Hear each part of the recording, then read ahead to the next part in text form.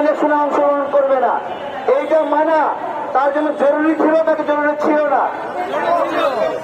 লোক সংবরণ করতে পারে নাই। জামাতের একজন কাউন্সিলর লোক সংবরণ করতে পারে নাই। বিএনপির একজন কাউন্সিলর লোক সংবরণ করতে পারে নাই। এখন সে পরিচয় দিয়ে বলছে আমি তো বিএনপি করতাম।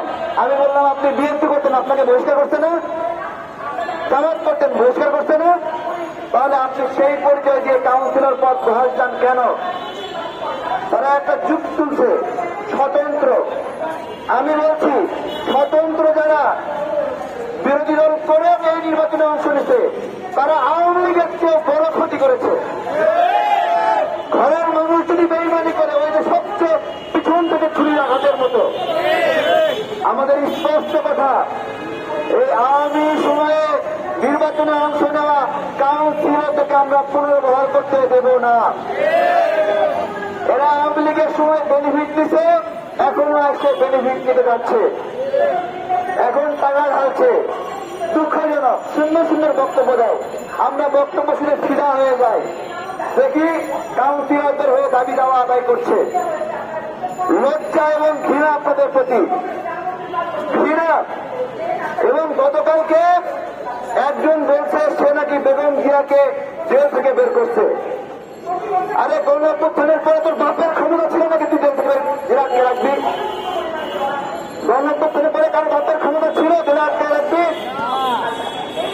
ভাই তুমি কোন সেক্টরে যুদ্ধ করছো ভাই, যে তুমি খালেদা জিয়াকে বের করছো? এই তোমার কয়জন নিহত হয়েছে, কয়জন আহত হয়েছে? তুমি বলো বেগম জিয়াকে তুমি জেল থেকে বের করছো? ব্যাধি করে এগুলা। দেশের মানুষকে এরা ভোদাই খাবে, ভোদাই, যে যা খাওয়াবে তাই খাবে।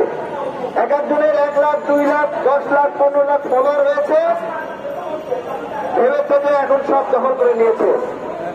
মাঠে আসো, আসার উপরে দেখতে পারবো কি অবস্থা। আপনারা ন্যায় অন্যায় সব দেখেছেন, সব বুঝেছেন যে কারা কি চায়।